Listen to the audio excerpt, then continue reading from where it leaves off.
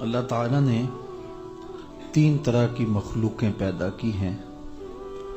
ایک مخلوق وہ ہے جو عقل، فہم اور شعور کی دولت سے محروم ہے، لیکن شہوات، عقل و شرب کی ضروریات ان کے اندر رکھی گئی ہیں۔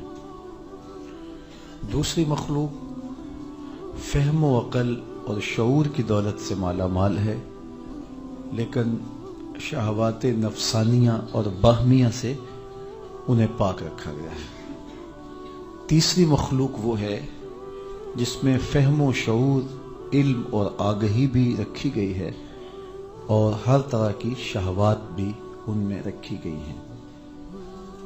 جو فہم و شعور سے مالا مال ہیں اور شہوات نفسانیہ اور باہمیہ سے پاک ہیں وہ فرشتے ہیں، اور جو شہوات باہمیہ اور شہوات نفسانیہ ہی رکھتے ہیں، شعور و فہم سے عاری ہیں، وہ بہائم ہیں، چوپائے ہیں، جانور ہیں، حشرات الارض۔ اور جن میں یہ دونوں چیزیں رکھی گئیں وہ حضرت انسان ہے۔ تو حضرت انسان کو ایک عجیب امتحان گاہ میں کھڑا کیا گیا ہے۔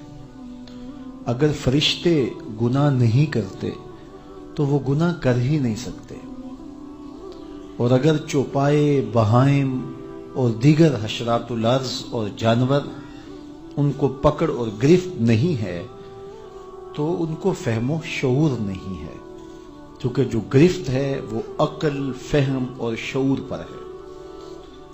بچے پر شریعت کوئی حکم نافذ نہیں کرتی، اسے گرفت نہیں ہوتی۔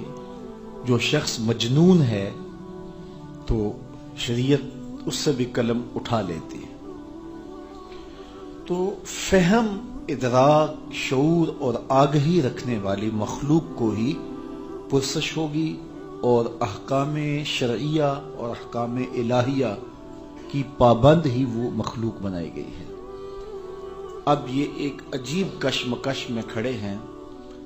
ایک طرف دماغ کھینچ رہا ہے، خواہشیں کھینچ رہی ہے، اور دوسری طرف اس کو عقل، فہم، ادراک سب کچھ روک رہے ہیں۔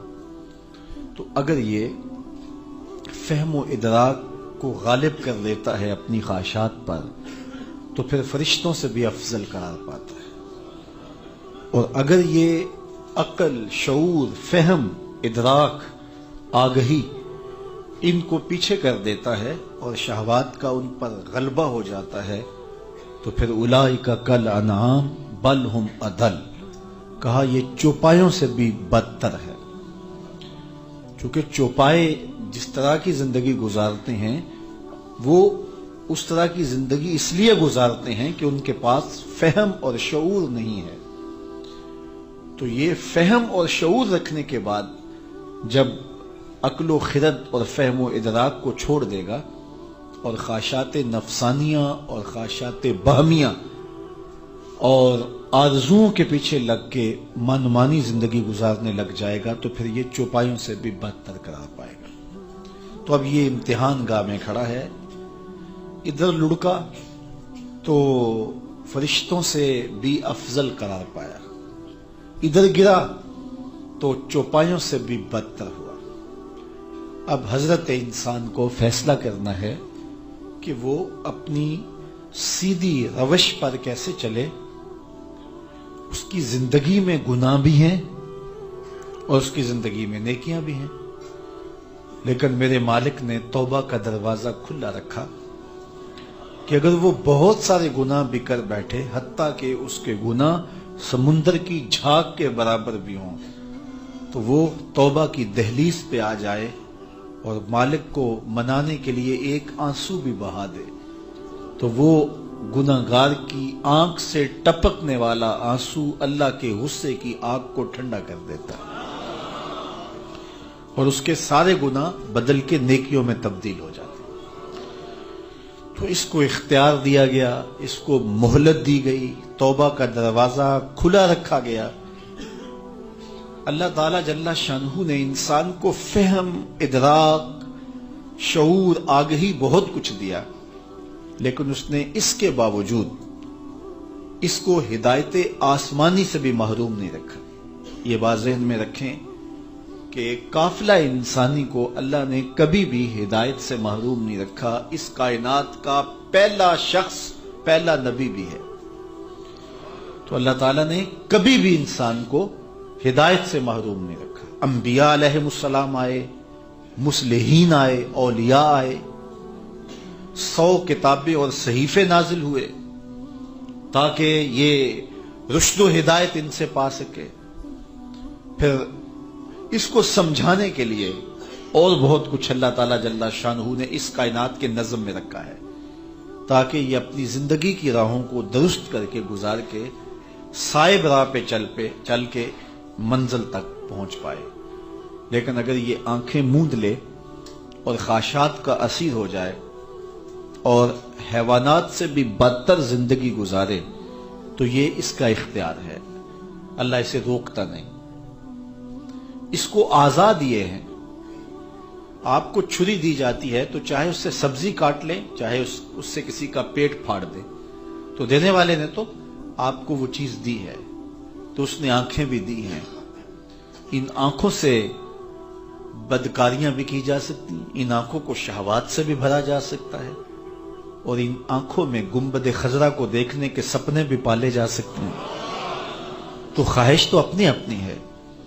ان ہاتھوں سے دکھیوں کی، لاچاروں کی مدد بھی کی جا سکتی ہے، اور ظلم اور تعدی کا بازار بھی گرم کیا جا سکتا ہے۔ ان ٹانگوں سے چل کر کے مسجد کا رخ بھی اختیار کیا جا سکتا ہے، اور سینما گھر بھی اگر کوئی جائے تو ٹانگیں بے زور نہیں ہوتی۔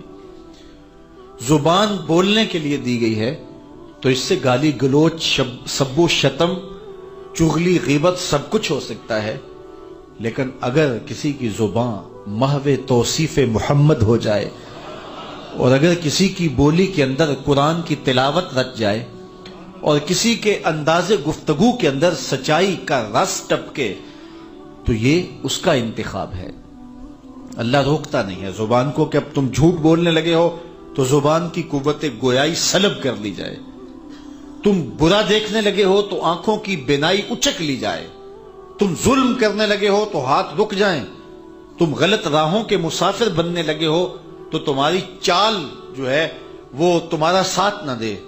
ایسا نہیں ہے، لیکن اگر تم راہ خیر پہ جانا چاہو تو پھر بھی تمہارے لیے راستے کشادہ ہیں، راہ شر پہ چلنا چاہو پھر بھی تمہارے لیے یہ راستے کشادہ ہیں۔ اب تمہیں پکڑ کس بات کی ہے؟ پکڑ اس بات کی ہے کہ تمہیں اختیار دیا گیا ہے۔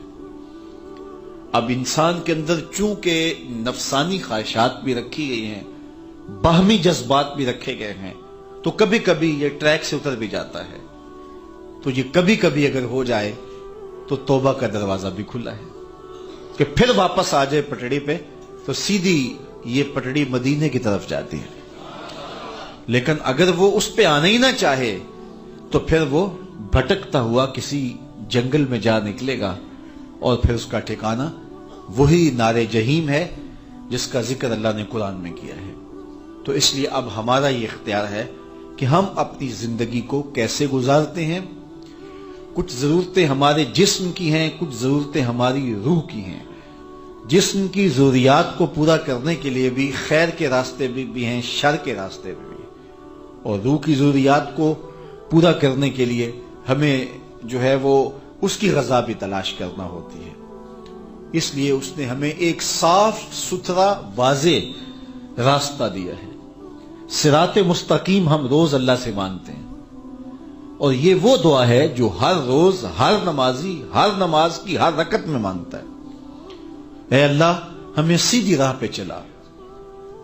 صراط مستقیم سیدھی راہ کو کہتے ہیں، اور جو راستہ سیدھا ہو تو اس میں بھٹکنے کے امکان نہیں ہوتے، اس لیے ہم اللہ سے سیدھی راہ پہ چلنا مانگ رہے ہوتے ہیں۔ جہاں موڑ ہوں، جہاں مختلف جو ہیں وہ بھول بھلیاں ہوں، تو وہاں امکان ہوتا ہے کہ کسی ایک یو ٹرن سے فرق لگ گیا تو کدھر کا کدھر نکل جاؤں گا، اور جو راستہ سیدھا ہو تو وہ آسان بھی ہوتا ہے اور اس کی طرف پہنچنا مشکل بھی نہیں ہوتا، اس لیے ہمیں سیدھا راستہ دکھایا گیا ہے۔ لیکن پھر بھی اس سیدھے راستے سے اگر ہم بھٹک جائیں، تھوڑا سا کچے راستے پہ آ جائیں، گر جائیں، نیچے آ جائیں، تو اس نے ایسا نہیں ہے کہ دوبارہ وہ آج وقت کی موٹر وے ہے نا کہ اگر چڑھیں تو پھر اتنے کلومیٹر کے بعد ہی دوبارہ آپ کو جو ہے وہ چڑھنے کے لیے راستہ ملے گا، ایسا نہیں ہے۔ انٹرچینج یہ نہیں ہے کہ اگر اتر گئے تو پھر آپ کو بہت دیر تک انتظار کرنا پڑے گا، جہاں سے اترے تھے ساتھ ہی چڑھ گئے، اللہ تعالیٰ جل شانہ پچھلی ساری خطائیں معاف کر دے گا۔ تو یہ اللہ تعالیٰ نے ہمارے لیے کتنی آسانیاں رکھی۔ سلطان محمود غزنوی بہت محبت کرتا تھا ایاز سے، اور ایاز اس کا بڑا لاڈلا اور بڑا ہی محبوب وزیر تھا، خادم تھا۔ تو جو باقی وزراء تھے، مشیر تھے، آیان سلطنت تھے، وہ بڑا حسد کرتے تھے۔ تو ایک دن بادشاہ سب کو بلایا، جب حسد آسمانوں کو چھونے لگا اور دربار کا ماحول حسد کی بدبو سے متعفن رہنے لگا، اس کو گھور گھور کے سارے دیکھتے تھے، تو اس نے بلایا سب کو اور ایک حوض کے کنارے لے گیا جو دربار کے اندر ہی واقع تھا۔ اس میں اس نے موتی پھینک دیے اور ایک ایک وزیر کو کہا کہ جاؤ ان موتیوں کو نکال کے لاؤ، لیکن یہ شرط ہے تمہارا لباس گیلا نہیں ہونا چاہیے، تمہارے بدن پر پانی کا کوئی قطرہ نہیں لگنا چاہیے۔ تو ہر ایک نے معذرت کی کہ یہ کیسے ممکن ہے کہ ہم موتی بھی نکال کے لائیں اور بدن بھیگے بھی نہ اور جسم گیلا بھی نہ ہو؟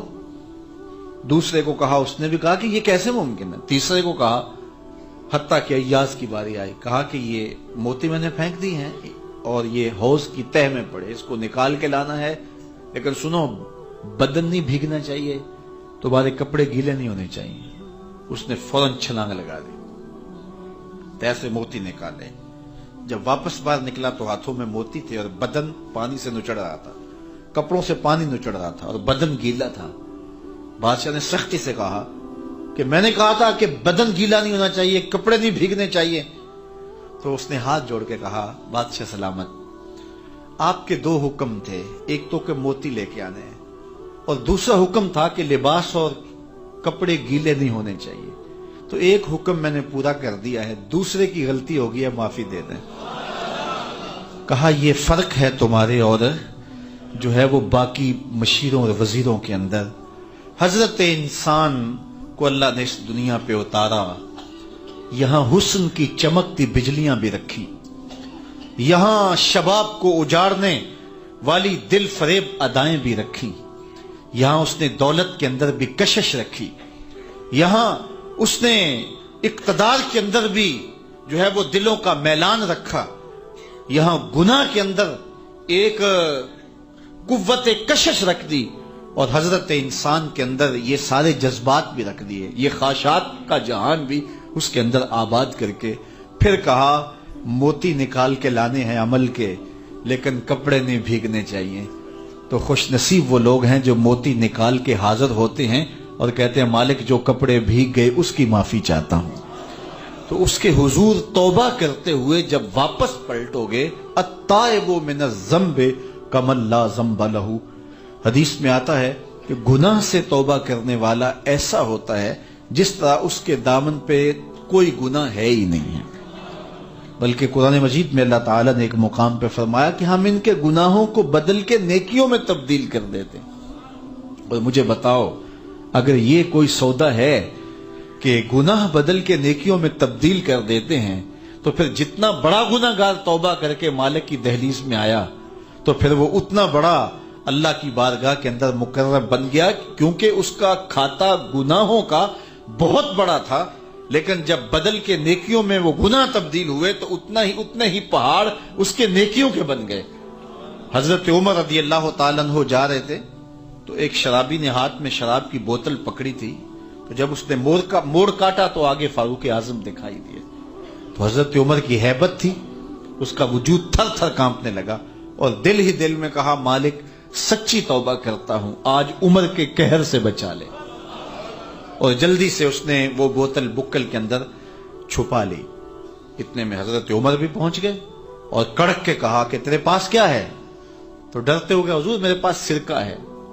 اب تھی تو وہ شراب، تو حضرت عمر نے کہا نکالو، تو اب اس نے ڈرتے ڈرتے بوتل نکالی، واقعی سرکہ بن چکا تھا۔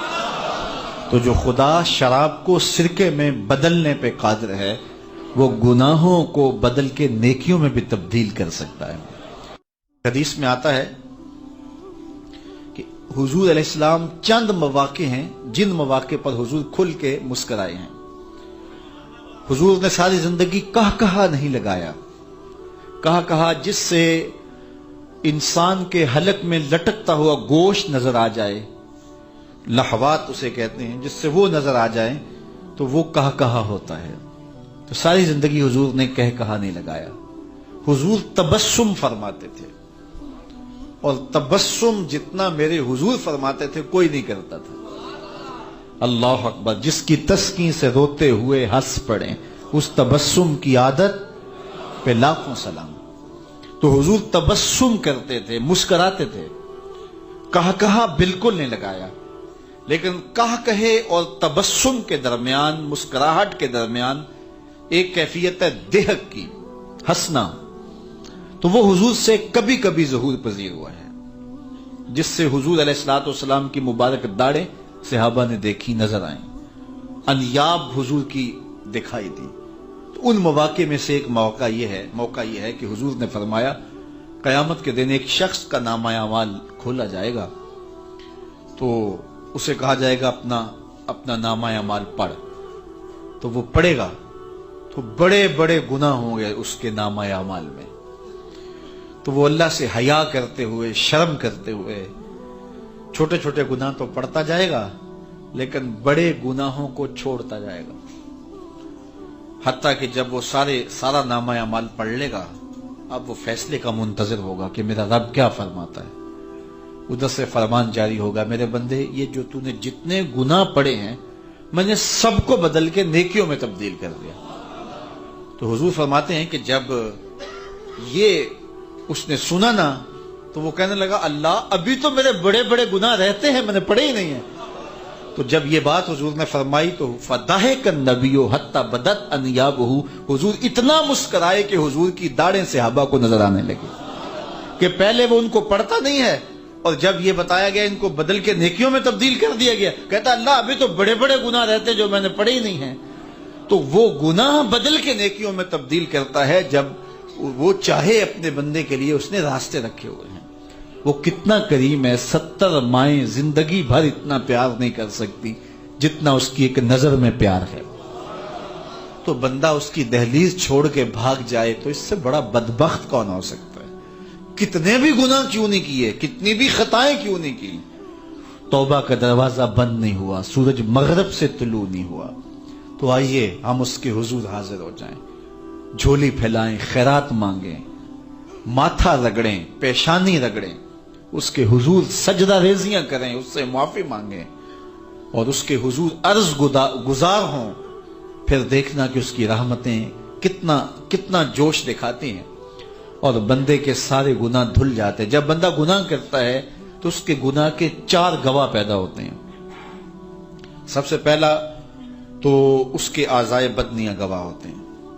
قیامت کے دن زبان کو تالا لگا دیا جائے گا، ہاتھ بولیں گے، زبان بولے گی، ہاتھ بولیں گے، پاؤں بولیں گے، اعضائے بدنیاں بولیں گے۔ دوسرے گواہ وہ زمین، وہ دھرتی جہاں اس نے گناہ کیا، وہ کھلا میدان ہے یا وہ بند کمرہ ہے، وہ چوک اور بازار ہے یا وہ کوئی خلوت کدہ ہے، جہاں بھی اس نے گناہ کیا، جرم کیا، داد عیش دی، وہ دھرتی، وہ جگہ قیامت کے دن اس کے خلاف سلطانی گواہ ہوگی۔ تیسرے وہ فرشتے کرامن کاتبین جو اس کے دائیں بائیں بیٹھے ہوئے ہیں، وہ قیامت کے دن اس کے خلاف بطور گواہ کھڑے ہوں گے۔ اور چوتھے وہ نامہ اعمال کے اندر لکھا ہوا ثبوت، جو ہم کر رہے ہیں وہ فرشتے لکھ رہے ہیں، اعمال خیر بھی لکھ رہے ہیں، اعمال بد بھی لکھ رہے ہیں۔ تو جب گناہ کیا جاتا ہے تو ان کے اندر گناہ لکھ دیا جاتا ہے۔ تو یہ 4 گواہ ہیں، ناقابل تردید گواہ، اور قیامت کے دن ان کے خلاف کون اٹھ کھڑا ہوگا؟ وہاں تو کسی کو رشوت نہیں دی جا سکتی، وہاں تو کسی منسٹر کا فون نہیں کروایا جا سکتا، وہیں تو کوئی رشتہ دار ہے اور وہ سیکرٹری ہے اور وہ کام نہیں آ سکتا. یہاں تو کوئی کچھ نہیں ہو سکتا، عدالتیں نہیں خریدی جا سکتی، وہاں تو اللہ کی پولیس نہیں بکتی، تو وہاں تو پھر گواہ جب آئیں گے تو پھر کوئی چارہ نہیں ہوگا. لیکن اگر کوئی بندہ اس دنیا پہ توبہ کر لیتا ہے، اللہ نامہ اعمال سے وہ لکھے ہوئے گناہوں کو مٹا دیتا ہے، فرشتوں کی یادداشتوں سے وہ محو کر دیتا ہے. جس جگہ پہ دادے عیش دی تھی، جرم کیا تھا، گناہ کیا تھا، وہ زمین سے وہ محو کر دیا جاتا ہے اور اعضائے بدنیہ سے بھی محو کر دیا جاتا ہے. اور جب قیامت کے دن ہوگا تو کہیں بھی اس کا نام و نشان بھی نہیں ہوگا جو اس نے گناہ کیے ہیں، اگر اس نے سچی توبہ کی. اللہ تو خوش ہوتا ہے کہ میرا بندہ میرے حضور آئے اور توبہ کرے. میرے حضور نے اتنی خوبصورت مثال دی اس پر. آپ میں سے جن لوگوں نے صحراؤں کا سفر کیا ہے تو وہ اس بات کو بخوبی سمجھ سکتے ہیں، لیکن باقیوں کے لیے بھی کوئی دشوار نہیں ہے، چونکہ صحرائے عرب میں ایسا ہوتا تھا. اور ہم بھی ایک مرتبہ ایک صحرا میں ایک رات بھول گئے تھے، یہ تھل کے علاقے میں، تو ساری رات ہی گھومتے رہے. تو اس وقت اندازہ ہوا کہ صحرا کی زندگی کتنی مشکل ہوتی ہے. تو صحرا میں فرمایا ایک بندہ سفر پہ جا رہا ہے اور اس نے اونٹ کے اوپر اپنا زاد راہ، اپنا کھانا پینا، دیگر سامان زندگی رکھا ہوا ہے.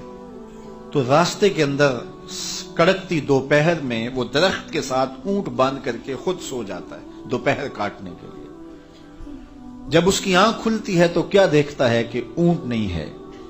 تو اونٹ کا گم ہو جانا زندگی کا گم ہو جانا ہے، چونکہ کئی 100 میل تک انسانی وجود ہی نہیں، تو نہ کہیں پانی، نہ کھانا، نہ کوئی زیرو چیز. تو اب وہ اگر کسی سمت چلے گا تو چل کے تھک جائے گا، بالآخر ریت میں رل کے مر جائے گا. تو اب وہ اٹھا تو اس نے دیکھا کہ میرا اونٹ نہیں ہے. تو وہ دائیں بائیں بھاگ کے دیکھنے لگا، لیکن اونٹ کا کوئی نشان نہیں ملا. تو واپس آ کے اسی درخت کے نیچے تنے کے ساتھ ٹیک لگا کے موت کا منتظر ہو کے بیٹھ جاتا ہے. جب ظاہر ہے موت ہی ہے اگلا مرحلہ. اسی اسنا میں اس کی آنکھ لگ جاتی ہے. جب آنکھ لگی تو تھوڑی دیر بعد پھر دوبارہ آنکھ کھلی تو کیا دیکھتا ہے کہ وہ اونٹ جو گما تھا ماں ساز و سامان کے اس کے پاس کھڑا ہے. وہ کہیں سے گھوم پھر کے وہاں آ گیا. تو وہ اتنا خوش ہوا کہ خوشی سے اس کی زبان لڑکھڑا گئی اور وہ بے ساختہ کہتا ہے اللہم انت عبدی و انا ربک. اے اللہ تو میرا بندہ اور میں تیرا رب. کہنا یہ تھا کہ تو میرا رب اور میں تیرا بندہ، لیکن وہ کیا کہتے ہیں، کسی کے آنے سے ایسے ہوش اڑے ساقی کے، شراب سیخ پہ ڈالی بوتل میں کباب. تو کہنا یہ تھا کہ تو میرا رب اور میں تیرا بندہ. جب بھی تیری قربت کے امکان نظر آئے ہم اتنے خوش ہوئے کہ پریشان نظر آئے.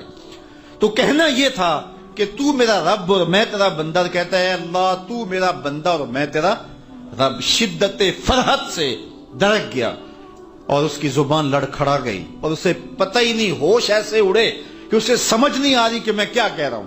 اور وہ یہ سجدے میں سر رکھ کے کہتا ہے اللہ تو میرا رب، تو میرا بندہ اور میں تیرا رب. حضور نے فرمایا صحابہ مجھے بتاؤ اس بندے کو کتنی خوشی ہے کہ اس کیفیت میں خوشیوں کے ہجوم میں دھڑک گیا ہے اور اس کی زبان پر بھی اس کا قابو نہیں رہا. تو صحابہ نے کہا حضور انتہا ہوگی خوشی کی، اونٹ کیا ملا، زندگی مل گئی. تو حضور نے ارشاد فرمایا جب کوئی شخص توبہ کرتا ہے اللہ اس سے بھی زیادہ خوش ہوتا ہے. اللہ اکبر. اللہ اس سے بھی زیادہ خوش ہوتا ہے کہ میرا بندہ پلٹ کے میرے پاس آئے. وہ کریم ہونے کے باوجود نہ آئے بندہ تو اللہ کی ضرورت تو نہیں ہے، ضرورت تو بندے کی ہے، لیکن وہ خوش ہوتا ہے. اس سے بھی زیادہ خوش ہوتا ہے. کیا اس کی خوشی کا، اس کی رضا کا بیان کیا جائے کہ جب بندہ اس کے حضور آ جاتا ہے تو اس نے پوری زندگی ہمیں مہلت دی ہے. بچپن، لڑکپن، جوانی، بڑھاپا، آخری سانس تک ہمیں مہلت ہے. علماء فرماتے ہیں کہ بچپن میں تو انسان کہتا ہے میں جو ہے وہ بڑا ہوں گا، جب بڑا ہو جائے پھر کہتا ہے میں جوان ہوں گا، جوانی میں کہتا ہے میں بوڑھا ہوں گا. تو جب بوڑھا ہو جاتا ہے تو پھر تو کوئی عذر باقی نہیں رہتا، پھر تو اگلا مرحلہ موت ہی ہوتا ہے. تو جو بڑھاپے میں بھی اپنی توبہ کو مؤخر کر دیتا ہے اس سے بڑا بد نصیب کون ہو سکتا ہے؟ لیکن خوش نصیب کون ہے؟ جو جوانی میں توبہ کرتے ہیں۔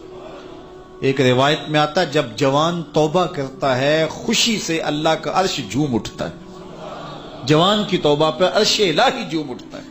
تو خوش نصیب لوگ ہیں جن کو سچی توبہ کی توفیق نصیب ہوتی ہے، اور وہ لوگ جو اپنی زندگیاں یوں ہی بسر کر دیتے ہیں اور راہ مستقیم پہ نہیں آتے، آوارگی میں بسر کر دیتے ہیں، تو پھر منو مٹی تلے چلے گئے لوگ کہانی بھی بھول جاتے ہیں۔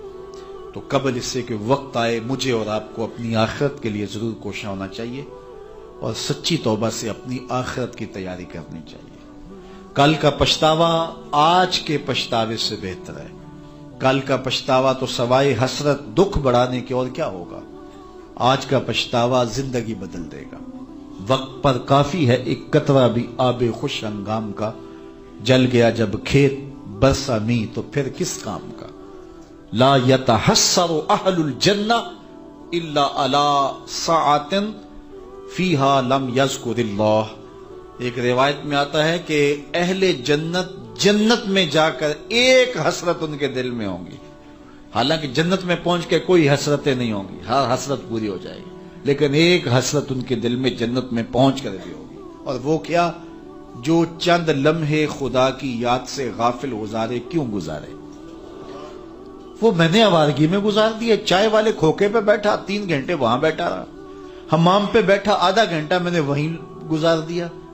یار میں نے وہ درود پڑھا ہوتا، میں نے وہ ذکر کیا ہوتا، میں نے وہ تلاوت کی ہوتی، تھڑے پہ بیٹھ کے وقت گزار دیا، کیوں گزارا؟ تو جنت میں جنتی کو اگر کسی چیز کی حسرت ہوگی تو وہ یہ حسرت ہوگی کہ جو چند لمحے میرے ضائع ہو گئے وہ کیوں ضائع ہو گئے۔ تو خوش نصیب ہیں وہ لوگ جو اپنے لمحات کی قدر کرتے ہیں۔ تو آج موقع ہے، آج فرصت ہے، سورج مغرب سے نہیں چڑھا، توبہ کا دروازہ بند نہیں ہوا، اللہ کی رحمت کے در کھلے ہیں، اور روز آواز آتی ہے، روزانہ آواز آتی ہے کوئی مجھ سے معافی مانگنے والا میں اس کو معاف کر دوں، تو اس کے حضور آج حاضر ہو جائیں، آج حاضر ہو جائیں۔ کل تو آنا ہی ہے، پھر جو کفن میں منہ چھپا چھپا کے آتے پھریں گے، اچھا نہیں ہے کھلے منہ سے چلے جائیں، پھر جو لوگ اٹھا کے لے جائیں گے، اچھا نہیں ہے خود اپنے قدموں سے چل کے اس کی دہلیز پہ چلے جائیں۔ وہ ایک مجذوب تھا، فقیر تھا، بازار میں کھڑا رو رہا تھا، کسی نے روک کے پوچھا کیا ماجرا ہوا، کیوں رو رہے ہو؟ کسی نے تنگ کیا ہے، دکھ دیا ہے، ستایا ہے؟ اس نے کہا کچھ بھی نہیں ہوا، بس ان لوگوں کے رویے نے دکھی کر دیا ہے۔ کہا کیا ہوا؟ کہا میرا یہ ذہن بنا تھا کہ میں ان کی اور رب کی صلح کروا دوں۔ تو کہا پھر کیا ہوا؟ کہا وہ تو مانتا یہ نہیں مانتے، وہ تو کہتا ہے ان کو لے آ میری دہلیز پہ، ایک آنسو سے سارے گناہ معاف کر دوں گا، لیکن ایسے کھوئے ہیں یہ الٹا مجھے بے وقوف کہہ رہے ہیں، یہ مجھے گھور رہے ہیں کہ تم کیا ہمیں بتا رہے ہو۔ اللہ اکبر! تو وہ تو مانتا ہے لیکن یہ نہیں مانتے۔ اگلے دن اسی فقیر کو دیکھا گیا کہ وہ قبرستان میں کھڑا رو رہا ہے، تو وہی شخص گزرا تو اس نے روک کے پھر پوچھا بابا قبرستانوں میں بھی روتا ہے اور بازاروں میں بھی روتا ہے، آج کیا مسئلہ ہوا؟ کہا مسئلہ میرا کل والا ہی ہے۔ کہا آج کیا ہوا؟ کہا کل ان سے مایوس ہوا تو پھر آج ادھر نکل آیا، اور آج میرا پروگرام بنا کہ چلو ان کی اور رب کی صلح کروا دیں۔ تو کہا آج کیا رکاوٹ ہے؟ کہا آج یہ مانتے ہیں وہ نہیں مانتا، کل وہ مانتا تھا وہ نہیں مانتے تھے، آج یہ مانتے ہیں وہ نہیں مانتا۔ تو قبل اس سے کہ ادھر سے انکار ہو جائے کہ اب وقت بیت گیا، اب تم نے وہ وقت گنوا دیا، ہم نے بڑی مہلت دی تھی تمہیں، ڈوبتا سورج تمہیں روز کوئی پیغام دیتا تھا، اٹھتے ہوئے جنازے تمہیں روز کچھ کہتے تھے، بڑھاپا تمہیں آوازیں دیتا تھا، تم چلتے تو ٹھوکریں لگتی تھی، یہ ٹھوکریں تمہیں کچھ کہتی تھی، لیکن تم نے کسی بات پہ غور نہ کیا، اور لمبی زندگی کی امید پر تم نے مالک کی دہلیز کو چھوڑے رکھا، اب تمہارے لیے کوئی راستہ باقی نہیں بچا۔ تو قبل اس سے کہ وہ وقت آئے کوئی حجت باقی نہ رہے، زندگی کے جو 4 دن مجھے آپ کو میسر ہیں، ہم اللہ کے حضور سچی توبہ کریں۔ توبہ کی شرائط 3 ہیں۔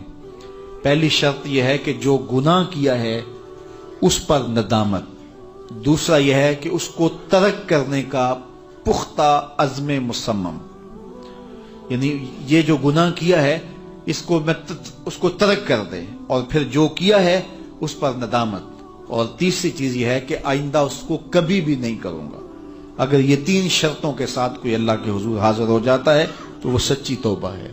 لیکن محض کسی مجلس کے اندر توبہ توبہ پکار اٹھے، جس طرح وہ گاڑی والا ایکسیڈنٹ دیکھتا ہے تو رکتا ہے، 5 لاشیں گری ہوئی ہیں تو وہ ٹیپ بھی بند کر دیتا ہے، سارے بس والے توبہ توبہ پکارنے لگ جاتے ہیں، 1.5 کلومیٹر کے بعد پھر دوبارہ وہ بٹن دبا دیتا ہے اور پھر وہی گانے اور وہی غلیظ چیزیں، اور پھر معمول کی زندگی۔ ایسی توبہ نہیں ہے۔ توبہ یہ ہے کہ ما قبل کے جو اعمال ہیں ان سے ندامت پیدا ہو اور ان کو ترک کر دیا جائے اور آئندہ عزم مصمم رکھا جائے، اور اگر ان اعمال کا تعلق مخلوق کے حق سے بھی ہے تو پھر ان کو بھی راضی کیا جائے، ان کا حق دیا جائے۔ پھر 4 شرطیں بن جاتی ہیں۔ اگر ان 4 شرطوں کے ساتھ توبہ کی جائے تو پھر توبہ لازمی قبول ہوتی ہے۔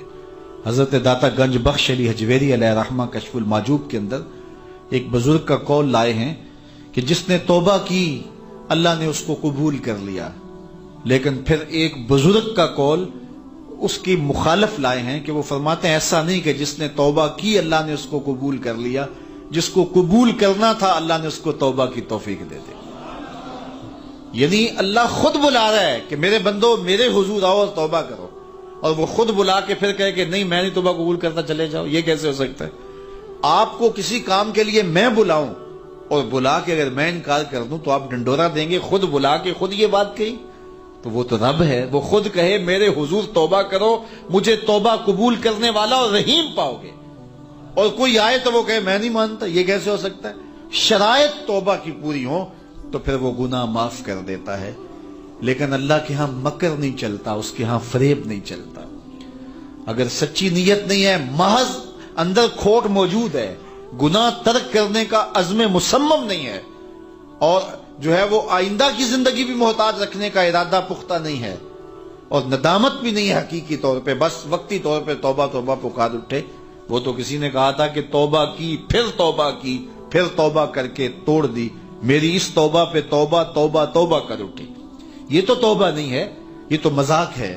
تو اللہ تعالیٰ جل شانہ سچی توبہ کو قبول کرتا ہے اور پھر توبہ کرنے والے کے ما قبل کے سارے گناہ مٹا کے نیکیوں میں تبدیل کر دیتا ہے۔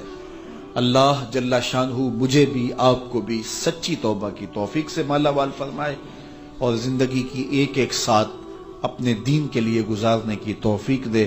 کار ما آخر شدو آخر زما کار نشد، مشت خاک ما غبار کوچائے یار نشد، و آخر دعوانا ان الحمد للہ